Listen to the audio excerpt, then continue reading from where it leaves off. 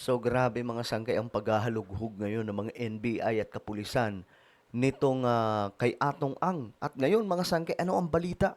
Nahanap na ba ng otoridad natin itong napakayamang tao mga sangkay na sinasabing mastermind sa pagkawala nitong mga sabongero?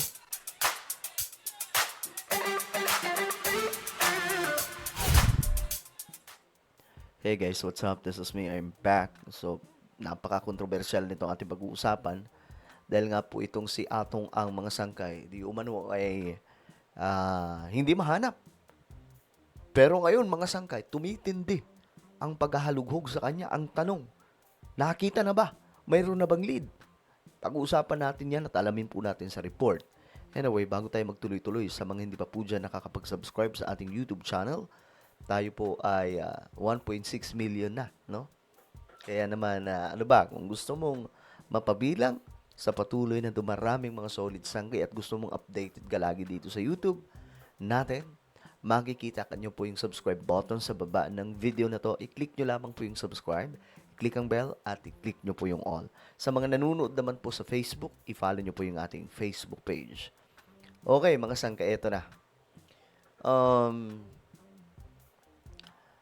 Ito ang balita ngayon tungkol kay Atong Ang. Most wanted na po siya ngayon, mga sangkay. Numero 1 wanted sa bansa natin. 10 milyong piso ang patong sa ulo ng negosyanteng si Atong Ang. 10 million na po yung patong, I'm sure. Habang tumatagal, tataas pa po ito kung hindi makikita. Na pinaaresto kaugnay sa pagkawala ng 19 na sabungero sa Santa Cruz, Laguna. Bukod sa pagiging #1 most wanted sa buong bansa, armado at mapanganib din ang turing ng DILG kay Ang, kaya pinakansela na ang mga rehistro ng kanyang mga armas. Nako, ano to? Parang delikado na to mga sangkay kasi baka ipatumba na rin po siya mga sangkay, no? Parang gano'n na po ang mangyayari dyan eh. Kung hindi talaga, kung manlalaban o magtatago pa ng sangkay, ito na eh. Masyado na daw po siyang mapanganib ngayon. So, yun ang deklarasyon. So, ibig sabihin, delikado din po ang sitwasyon ngayon ni Atong Ang. Humiling na rin ang PNP sa Interpol ng red notice laban kay Ang. Gayon din ang whole departure order mula sa DOJ para sa binansagang pugante. Okay, red notice.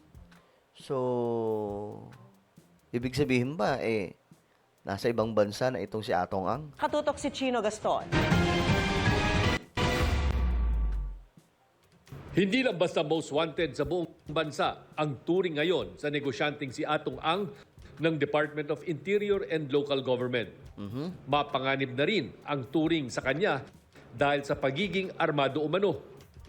Siguro may tuturing natin na #1 most wanted #1 most wanted na po, guys, ha? Tandaan nyo. sa buong Pilipinas ngayon. He is accused of killing maybe about 100 over 100 missing sabongeros. And he is considered armed and dangerous. Dahil nga itinuturing na armed and dangerous, pinagpapalagay ng mga otoridad na handang gumamit ng dahas ang negosyante at mga banday nito, kaya posibleng pahirapan ang pag-aresto. Nako, mga sangkay.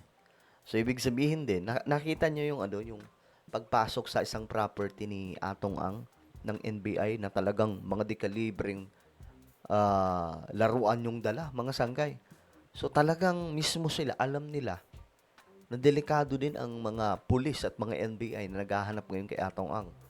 We have to assume na delikado siya. Tandaan nyo yung taon to, may ngiti ng ulo nito. Minsan sa isang sabungan, congressman, sinampal niya. He has violent tendencies. Ang pagkuha ng baril ay sa ganong karaming pera, madali para sa kanya yan. At madali siya kumuha ng mga security na bibili niya kanilang loyalty. Pinag-iingat ng PNP tracker teams at pinakansila na rin ang 6 na registered firearms ng negosyante. Bagaman posible pa rin umanong makapag-armas ito dahil sa dami ng pera ayon sa kalihim. Gagawin ng pulis ang lahat para proteksyonan ang sarili nila sa kakayahan ni Atong Ang. Aha. Ayan na ha, gagawin na po ng pulis ang lahat. So kung armado si Atong Ang, dodoblehin, titriplehin ang gagawin ng mga kapulisan at NBI natin. Wala pong extrajudicial killing na plano ang PNP. Mag-iingat lang po ang ating mga kawal na hindi sila masaktan. Pinatungan na rin ng kagawaran ng ulo ni Ang ng 10 milyong pisong pabuya. 10 million na po yung pabuya. Pero alam nyo guys, may mga nagsasabi, bakit daw 10 million lang? Napaka-bilyonaryo na ito eh. Kaya nga po niyang triplehin pa yan eh. Let's say, sige, huwag niya akong dalhin doon. Gawin na natin 30 million yan. O kaya 100 million. Kasi bilyonaryo po yan eh. Buya, kapalit yan ng anumang impormasyong magre-resulta sa pagkadakip sa kanya. Sa gitna ng mga kasong hinaharap, kaugnay pa lang ng 19 na sabongerong nawawala sa Santa Cruz, Laguna. Grabe, no? Grabe. Sobrang naawa ko dito kasi meron pa pong ano. Nakita nyo to? Isipin nyo, napaka-ano pa niyan. Tingnan nyo, ilang taon pa lang yan. Meron pa niyan mga sangkay, mas ano pa. Mas bata talaga. Sa ngayon, bigo ang PNP CIDG na mahanap si Ang sa 4 na mga properties nito sa Metro Manila at Calabarzon. Sunod na pupuntahan ang ilang pang properties ni Ang sa Visayas. Humiling na rin ang PNP sa Interpol na maglabas ng red notice laban kay Ang, bagaman naniniwala ang pulisya na nasa bansa pa ang negosyante. Hiniling na rin ng PNP sa DOJ at Bureau of Immigration na maglabas ng hold departure order.